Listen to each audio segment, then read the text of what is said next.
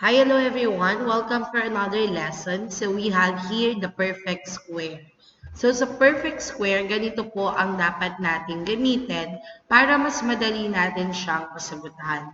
But actually, we can use our multiplication table too.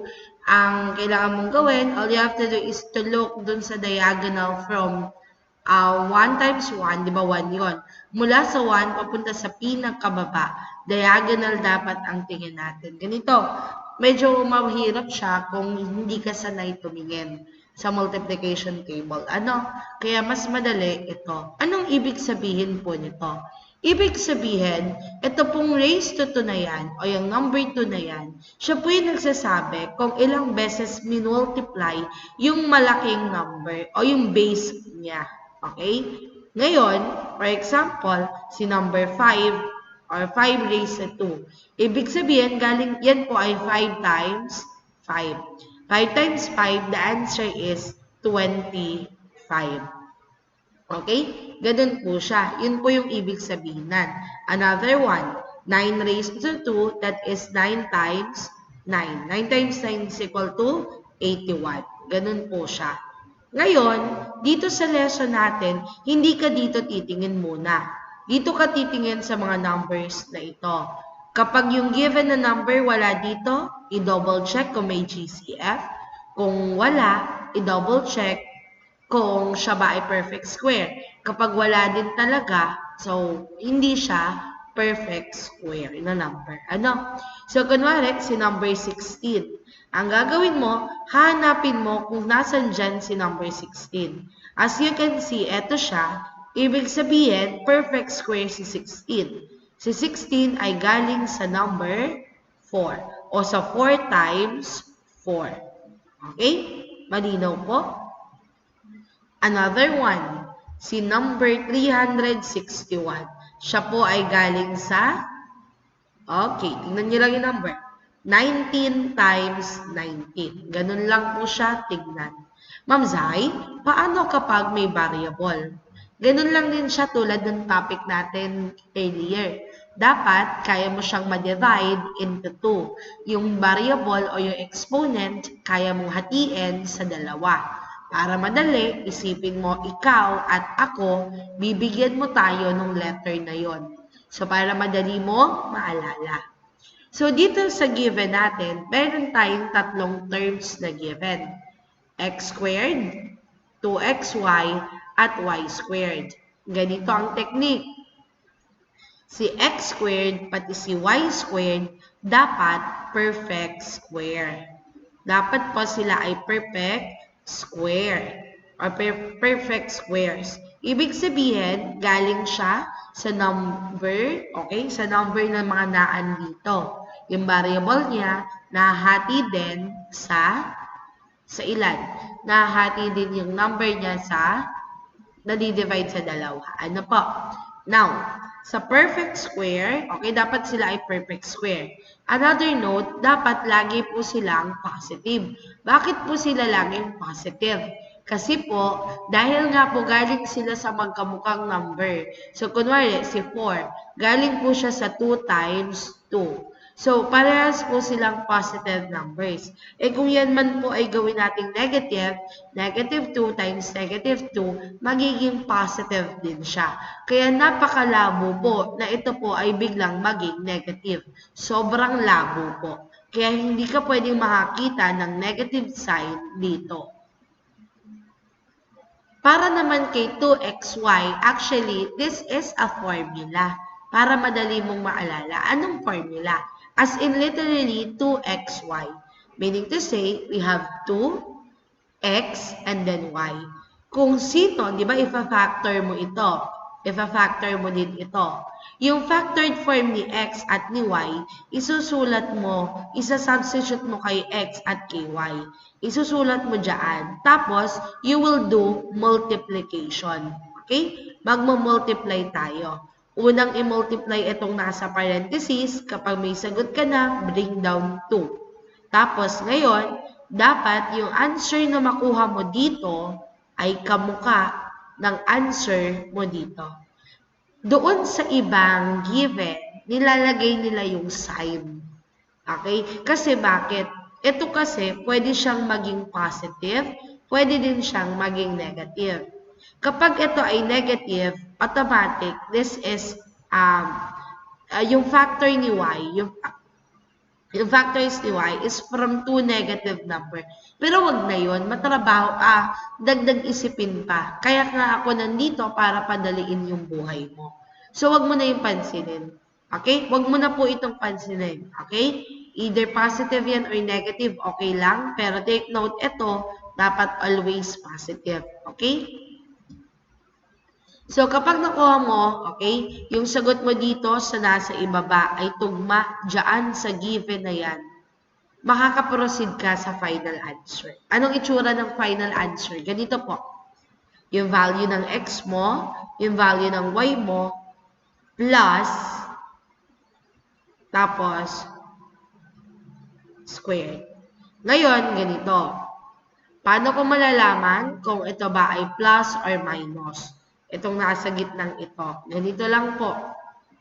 Kapag po ang given dito ay positive, dapat positive din ito. Okay? Kapag po ang given dito ay negative, kunwari negative, dapat ang sign din po dito negative. Ganun lang po. Okay? Malinaw po tayo? Okay. Sige, tingnan po natin. Ayan po yun. Kapag ito po ay negative, dapat negative din po ito. Okay?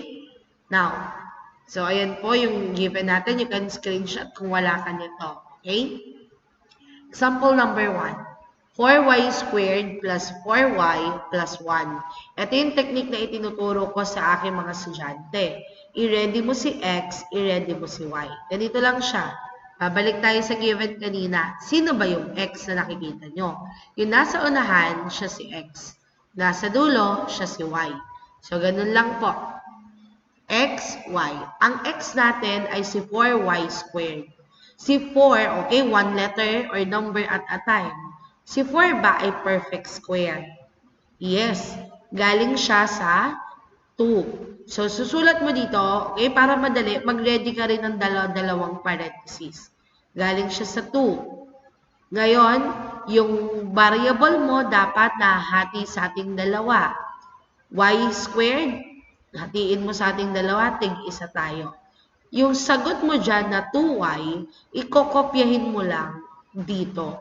2y. Ganun lang siya. Next, ang y mo ay si 1.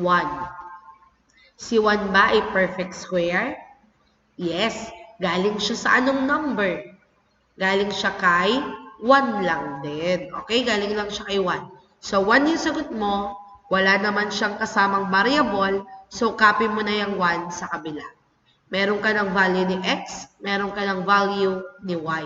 Kahit wala siyang halaga, dito, kinukuha pa rin muna natin. Okay? Then, the step number 2, take note that is step number 1 or step number 2, huwag niyong kakalimutan, sino ba yung given kanina, yung formula kanina? 2x, y. So, we have here 2x, y. Ganito lang. 2, copy. X. Sino ba dito sa dalawa? Si x. Ang x mo ay si 2y. Kopyahin mo lang. 2y. Sino si y? That is 1. Okay? After mong i-copy, after mong i-substitute, solve mo. Multiply mo yung number sa number, letter, remember, naturuan ko na kayo dito, kapag multiplication, ang letter ay magkamuka, i-plus ang exponent. Kapag multiplication, ang letter ay magkaiba, copy mo lang, pagtabihin mo. Pagtatabihin mo lang, kokopyahin mo lang. Yun lang ang gagawin mo. Okay? Malinaw tayo. Tapos, kapag talaga isang number, yung kabila, variable, letter, kakopy-paste mo lang yun. Pero take note, laging nasa unahan ay number. So, 2 times 1, that is 2. Yung variable mo, y, sa kabila, wala naman, copy mo lang. Uulitin ko, una po yung letter, number, bago yung letter. Okay? Malinaw tayo. Anong sabi ko kay 2? Bring down 2. Bakit mo siya i-bring down? Kasi hindi mo pa naman siya na ipang-solve. So, dito ka pala magsosolve. 2 times 2, 4. Yung variable mo, copy mo lang. 4y. Ang sagot na nakuha mo, 4y. Tingnan mo yung nasa gitna. Magkamukha sila, yes or no? Yes, pareho silang 4y. Dahil yes, diretso ka sa final answer. Sabi kanina, ang itsura ng final answer, X, Y, tapos may 2 sa taas. Anong sign ng nasa gitna? Kung anong sign ng given. Kung positive to, positive. Kung negative, negative. Dahil ang given ay positive, positive din siya. Ang tanong, sino ang X? Sino dito si X? 2y. Sino yung Y? 1. O anong wag mong kakalimutan? Squared. So the answer is 2y plus 1 squared. Ganun lang po siya kadali. Okay? O ito nga, double check mo nga. Ito ba may perfect square? Actually, meron. No? Pero kung i-check mo yung mga sign, pwede ba to? Pwede bang negative yung last term natin? O yung third term natin? Hindi. Bakit? Hindi siya pwedeng negative. Kasi bakit? Kasi nga, galing ito sa perfect square. Galing siya pinag-multiply yung dalawang magkamukhang number. At dahil doon, parehas din yung sign niya. It's either parehas silang positive or parehas silang negative. Bakit ito naging negative? Kapag ganon, you just simply write prior. Next, dito tayo. 9a squared minus 12ab plus 4b squared. Okay? Kung gusto mo na medyo advanced, ganito technique. Nakita mo na to na negative. I-ready mo na yung final answer mo. Ready mo na yung negative, ready mo na yung squared. Para isusulat mo na lang yung x, sulat mo na lang yung y. Okay? Step number 1, x, y. Ready mo yung tigdalawang parentheses. Okay? X muna tayo. 9a squared. Si 9 ay perfect square ni number 3. Yung a, hatiin mo sa ating dalawa, tig-isa tayo. So, 3a, 3a. Next, dun tayo sa y. 4. Si 4 ay perfect square nino? Ni 2. So, 2 dito. Yung b, b squared, tig-isa tayo. Or hati tayo, tig-isang b tayo. So, 2b. Step number 2, 2xy. Substitution. 2, ang x mo sino? 3a. Sino yung y mo? 2b. O ngayon, careful lang ha, dahan-dahan. 3 times 2, the answer is 6. A times B, magkamukha ba? Hindi. Anong gagawin mo? Copy-paste. A, B. Okay? Bring down 2. 2 times 6, the answer is, 2 times 6 is 12. Variable, wala naman kasing variable, bring down lang. Ang tanong, 12AB, kamukha ba ng nasa gitna? Yes. Dahil sila'y magkamukha, pwede ka na mag-proceed sa final answer. Sino si X? Sino yung X mo dito? Si 3A. Sino yung Y? Si 2B. Pwede ayan, ready na yung sagot mo.